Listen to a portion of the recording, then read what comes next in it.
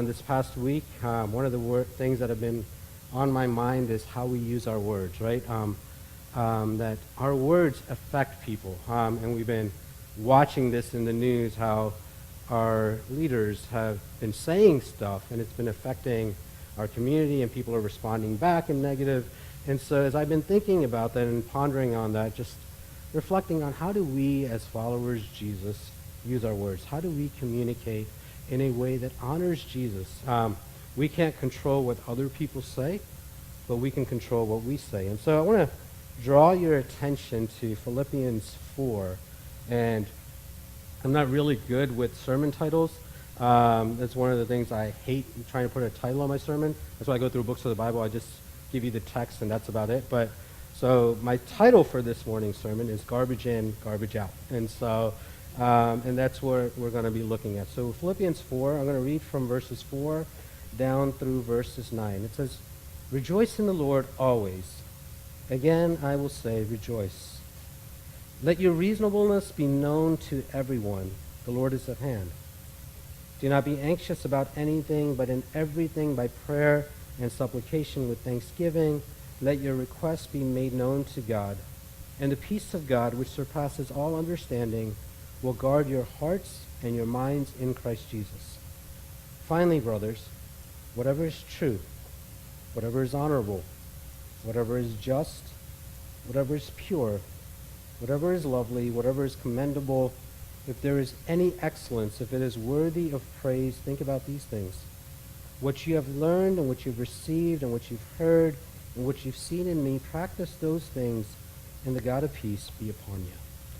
So almost a generation ago, probably 30, 40 years ago, when the computer revolution had just begun, the pioneers in the field coined a brand new term, a brand new word. And in those days, not many people knew how to operate a computer. And those who did would constantly make mistakes and things wouldn't work. And sometimes these quote-unquote experts would enter the wrong data to discover a universal truth, that if the raw data is bad, the computer can't do anything good with it. So what you put into a computer determines what comes out. If you put the right data in, the right answers come out. The reverse is also true. In order to express that truth, a new word was coined by these computer geeks. It describes in 4 words both the cause and the consequences of putting the wrong data into the computer. Most computer experts know what I'm talking about. The word is GIGO, right? It stands for garbage in, garbage out. Those 4 words summarize a huge truth about computers. What you put out, what you put in determines what you put out. If your input is garbage, then your output is going to be garbage. Garbage. What's true of computers is also true of each of us. The comparison is apt because the human mind has often been compared to a computer. In fact, the human mind is far more complex than the most advanced computer ever designed, but the basic principle is still true. Garbage in produces garbage out. Did you know that the average person thinks about 10,000 thoughts a day? Works out to be about 3.5 million thoughts a year. Already, you guys, before you even showed up here this morning, have probably thought about 1,000 to 2,000 thoughts this morning before you even got out of bed this morning. You probably will have another 8,000. You'll probably have about 5,000 sitting here listening to me. And then you'll start this all over again tomorrow. Every one of those 10,000 thoughts represents a choice that you make. A decision to think about this and not about that. Think about this. If someone gave you $10,000 and said, you've got to spend all of this by the end of the day, you would probably sit down and say, all right, what's important to me? What is valuable to me that I'm going to have to spend this, because at the end of the day, whatever's left over I'm losing. I want to spend all of it. How you would take inventory of what you need, what you want, and how you would use that money. And yet, we take very little time to think about how we spend, how we use our thoughts. How sad that one seems so important, the other seems so trivial. And yet our thoughts are so important. Ralph Waldo Emerson said, beware of what you put in your mind, because that you will surely become. Norman Vincent Peale, the positive speaker, said that change your thoughts and you can change the world. Henry Ford gives us a different perspective when he says, thinking is the hardest work in the world, which is probably why so few people do it. And then I ran across this perspective this week. It said, 2 thoughts cannot occupy the mind at the same time.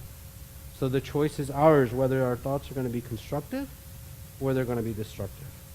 So my entire sermon this morning is basically, you can summarize it in 4 words. The choice is yours. God gives you 10,000 thoughts a day, but it's up to you. What do you do with them? So I got to ask you, how is your thought life? There's 4 kinds of negative thinking that we can go through in life. So people struggle with negative thoughts. Negative thoughts poison the mind and ultimately the soul and what comes out of it. 4 common types of negative thinking. Number 1, there's self-pity. All of us fall into this trap sooner or later. Life is hard for all of us. As the saying goes, into each of our lives, rain must fall. It's easy to think that somehow that we've been dealt the unfair hand, that while our neighbor or our friends or our classmates are basking in sunshine, that we're living in this perpetual downpour.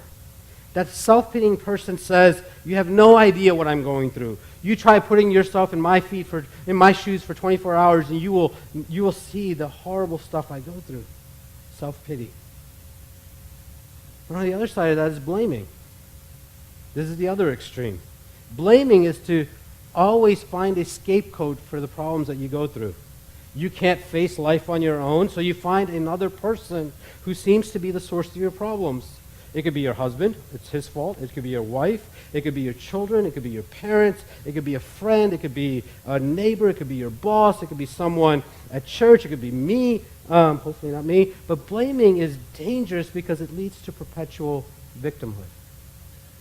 So self-pity and blaming, but both of those eventually lead to the third type of person. That's a person that's unwilling to change. This more or less follows from both of these categories. Once you immerse yourself in self-pity, once you discover that you're a victim, the logical conclusion is you cannot and you will not change. And unfortunately, this type of negative thinking tends to reinforce itself. Since you can't change and since you won't change, then your behavior cannot be your fault. It's someone else's fault. So you never face it honestly. You never confront it. This person says, it's no use trying. I'll never change. Or, I have every right to be hurt, and I'm not going to give it up. I'm going to hold on to this. Or, I know it's wrong, but I'm not going to stop. Or this one, God made me this way, so it's not my fault. I love people who say that. God made me angry, and so I'm not going to change my anger, right? Basically, you're saying that the power of the Holy Spirit and the blood of Jesus had no power to change the sins in your life. I mean, you're basically negating God's work in your life. So this third person, unwilling to change, and then the fourth, it leads up to anger and bitterness. Usually this is the logical outcome. Once you begin to pity yourself, once you become a victim, you can't be blamed, right? Therefore, you refuse to face the possibility that you yourself are the source of your problems. And when others suggest otherwise, you get defensive, you get angry, you get bitter. You remember every miserable thing that ever happened to you in your life and against you. You stew in your juices over the slightest negative remark that someone says about you. You bristle at the notion that your life could be different. You hold grudges even though you say you don't. You glare and you turn your head when you see someone that's offended you walk towards you. You shut them out cold. So you have self-pity, you've got blaming, you've got unwillingness to change. Ultimately, that leads to anger and bitterness. Your thoughts matter. Negative thinking leads to negative living. And you live in this constant lifestyle of always blaming others, always thinking you're a victim. But that's not the only option we have. We also have the option to live on the other side of the coin. And our text this morning reveals this possibility. At the end of the letter to Philippians, Paul gives a prescription for thinking Christ-honoring thoughts. And it has the power to transform your life, he says. Listen to this advice in verse 8. He says, whatever is true, whatever is honorable, whatever is just, whatever is pure, whatever is lovely, whatever is commendable, if there is any excellence, if there's anything worthy of praise, think about these things. These verse gives us 8 questions to ask about our thoughts, about what we're thinking. Before you think, before you speak, seriously, before you speak, ask yourself these questions. Number 1, is it true? Is it true? Whatever is true. Truth is the first test. Does it ring true? Before you open your mouth, are you speaking the truth? Do your words have a ring of truth about it? The questions rules out anything that's dishonest, untrue, unreliable. Is it true? Number 2, is it noble? Is it noble?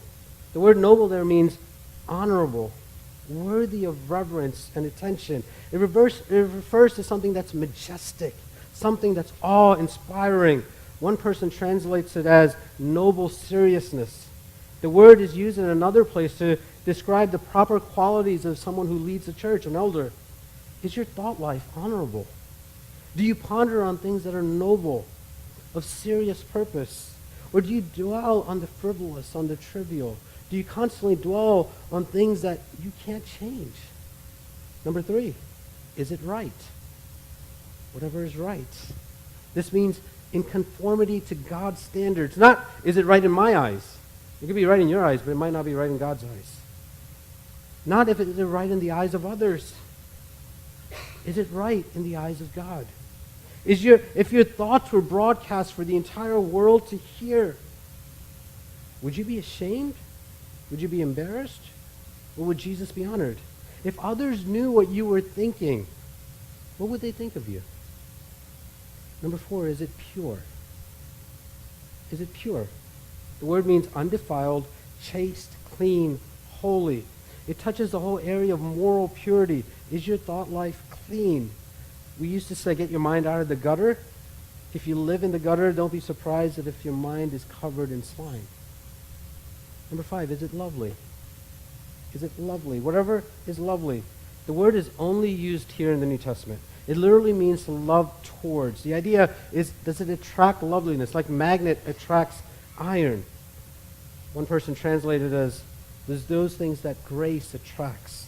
Do your thoughts automatically attach themselves to that which is beautiful, that which is lovely? A thought may be true, it may be right, but it might not be lovely. Here's a simple rule. If it's not lovely, if it doesn't make you lovely, if it doesn't encourage others in a positive manner, don't say it. Don't think it. Don't do it. Don't dwell on it. Don't repeat it. Number 6, is it admirable? Whatever is admirable. That is it worthy of study? Is it worthy of contemplation? Or is it cheap? Is it bathroom humor? The question asks us to focus on the things that are positive, not negative, constructive, not destructive, things that build others up, not things that tear them down. That means editing your words so that you simply delete the non-admirable things that are in your vocabulary. Some things may be true, but that doesn't mean that we should dwell on them. Paul in Ephesians says there are some things that are so shameful that's not even worthy to mention what the disobedient do in secret. It's not even worthy to mention. I think he's referring to maybe some form of sexual sin or certain gross forms of idolatry or certain areas of Satan's kingdom that should be off limits to people of God. Don't dwell there. Don't focus on the evil around you. The principles of concentrating on things that are admirable and lovely puts to rest the foolish idea that we as parents should expose our children to sin so that they'll know what it's like. First of all, children are going to see enough sin all by themselves without any help from us. Second, exposing our young people runs the risk of them getting attracted to this stuff. Sin is so sinful that we do well to stay away from it as much as possible, even for us as adults. You don't have to lift the top of the sewer in order to know that it stinks. Right? Think about it this way. We have a brand new home. It's about 2.5 years old. When you guys come to our house, often we give you a tour, right? So you guys see what our house looks like. I'll show you what my living room looks like. I'll show you what our backyard looks like. I don't take you into a bathroom and show you what my toilet looks like. That just doesn't make sense. We show people the things that are attractive. Many people, in the front of the house, there's a sewer. We have a flower bed that covers the sewer. We have a toilet that connects to the sewer. We put roses and flowers in front of the front yard and bury the sewer. Why? Because some things simply shouldn't be put on display. And if that's not enough, Paul gives us two more questions. If anything is excellent, if anything is praiseworthy.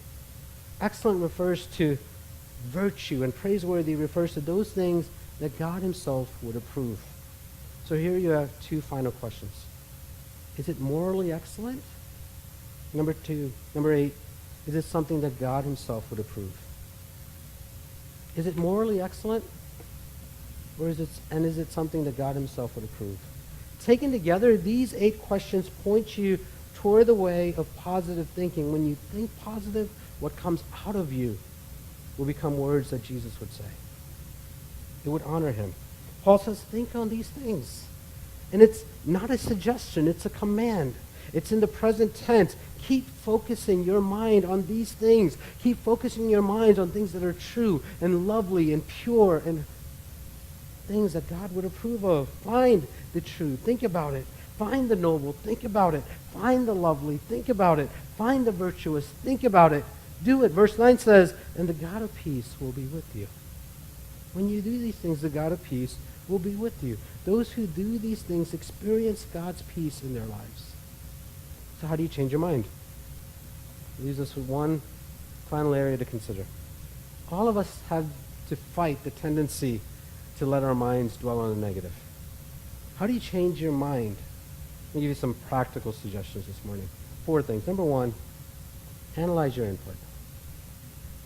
Analyze your input. It begins here, right? Garbage in, garbage out. What goes into your mind is going to go out. If you put garbage into your mind, garbage is what's going to come out. And this touches on so many areas of our lives because we receive input from so many different sources. What's the kind of music that you listen to? What about the movies that you watch? What about the shows that you stream on Netflix and Hulu and Amazon? What about the radio stations that you flip to in the morning? What about the books that you read? The shows that you watch, the conversations you have, the phone calls you make, the texts that you send, the people you date, the places you hang out at, the places you go on vacation. What about your secret habits? What about your hobbies? What about your daydreams? What about the things that you do when you're away from home? What about the websites that you visit when no one is looking? What about the porn movies that are offered in hotel rooms? 2 Corinthians says it this way, take captive of every thought to make it obedient to Jesus. In order to do that, you've got to look at the sources of stuff that's going into your mind. You've got to look at the input. See, some of you may be suffering spiritually because you'll come to church for about an hour and a half every week, and then you'll spend 40 hours a week cramming your mind with falsehood, evil, impurity. Or it may be that you simply fill your mind with spiritual junk food all week. And if so, don't think that an hour and a half here on Sunday is going to somehow clean you up.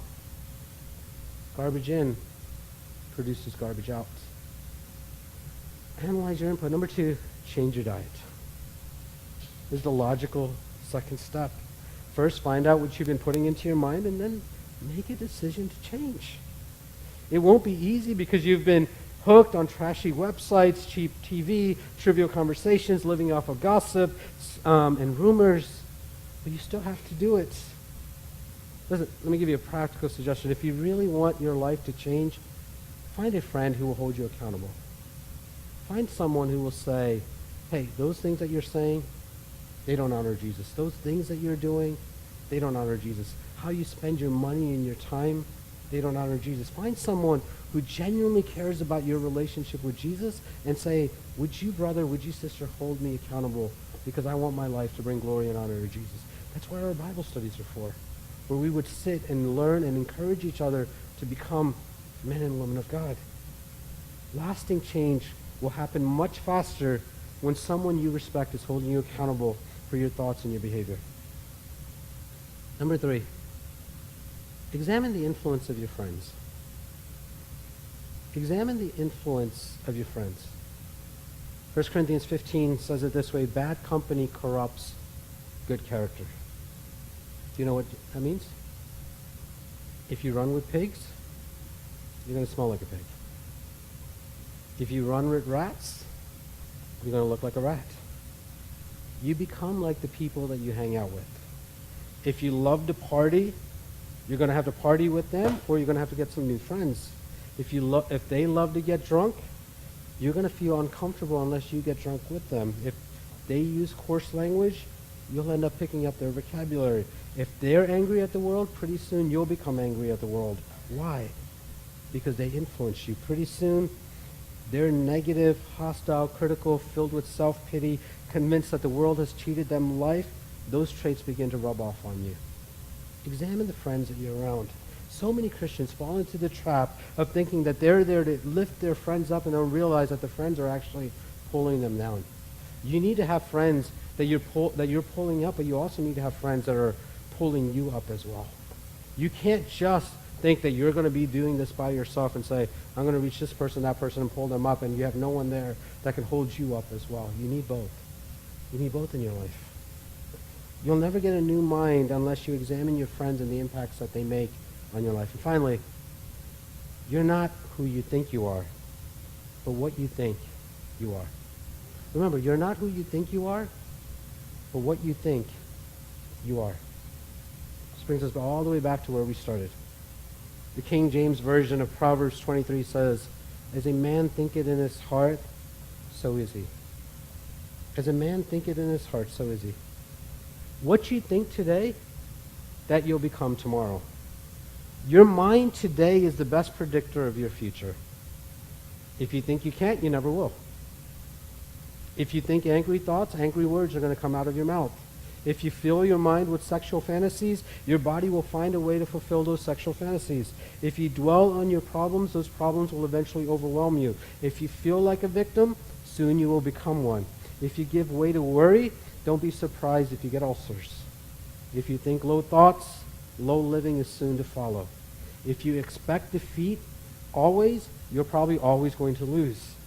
If you dwell on rejection, you will set yourself up for more rejection. If you focus on how others have misunderstood you, you'll soon become angry and bitter. And what goes in comes out. Sooner or later, your thoughts translate into reality. You have to be careful. You've got to be watchful. The flip side is also true. If you focus on the truth, you'll speak truth. If you look at noble things, nobility will mark your life. If you seek out things that are lovely and attractive, your life will be lovely to others. If you dwell on what is right, that which is wrong will have no attraction to you. If you think about pure things, you will become pure. If you look for virtue, you'll find it. If you search for higher things, you will elevate your own life. See, here's God's prescription for us who are living an unhealthy, ungodly life. Think on these things. Focus on the good. Focus on the pure, the true, the holy, the right, the lovely. Find those things and elevate your mind and think on those things. Think about them. Find them where? Where do I look to find them? Look around you. Even in a broken, fallen world, there's beauty everywhere. Truth is right by your side. Purity is yours for the asking. Things that are admirable are all around you. Find them. Find them. Look for them. One final word, I'm done. If you are a Christian, you have within you the power to obey this command.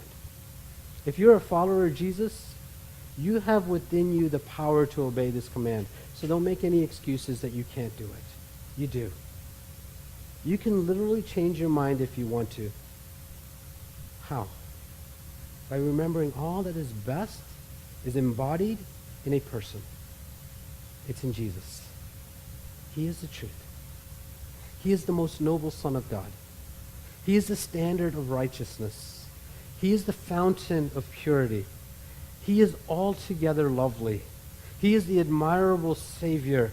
He is the source of all virtue. He is the one of whom God entirely approves on. And if you link yourself with him, if you are joined with him, he resides in you through the Holy Spirit. He is the embodiment of everything that Paul is commanding us to do. It's all in Jesus. All virtue, all beauty, all holiness, all truth, all that is good and all that is right is found in him. And listen, he is in you.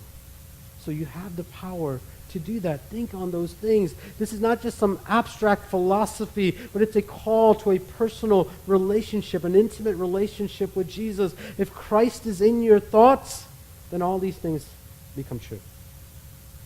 And all these things become true. See, this is why Paul would tell us, pray without ceasing. He's not saying just walk around just praying everywhere you go, but he's saying fill your minds with the things of God. Because the more you fill your minds with the things of God, the less likely the enemy can fill you with junk. Because you're constantly thinking about Jesus and meditating on him and his goodness and his mercy and faithfulness in your life. And as you do that, the enemy doesn't have a foothold to get into your life to mess you up. Fill your minds with Christ. Think on these things. Meditate on these things. Ponder on these things. Brothers, sisters, my exhortation, my message to you this morning is very simple. Hold on to Jesus. Hold on to him. Think about him. Rest in him. Live in him. And may your words and your actions reflect him. Some of you guys, a lot of you guys are new, but several years ago we had a couple that were coming to our church, Gary and Peggy. A lot of you guys are familiar with them. Gary, it's a fascinating story. When we first started, this was a big, wide open space, and we were cleaning, and there was dust everywhere. Gary came in to clean our windows, basically wore out his arm and couldn't move it, and so he came to me to get paid, and I prayed for him, and God miraculously healed him, and they started coming to church. And they were coming for years, and I had no idea.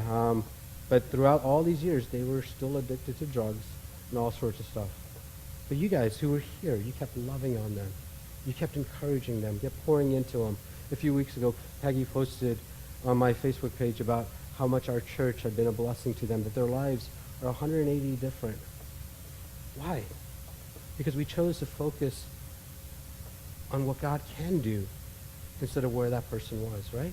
And now they're living their lives for Jesus. They're encouraging others out of drug addiction. All sorts of good things are happening in their lives. If we had said, you know what, you're a failure, you can't do this, you'll never do this, they never would have done it. Focus on what's good. It's very easy for us to find negative. It's very easy for us to find what's wrong with people.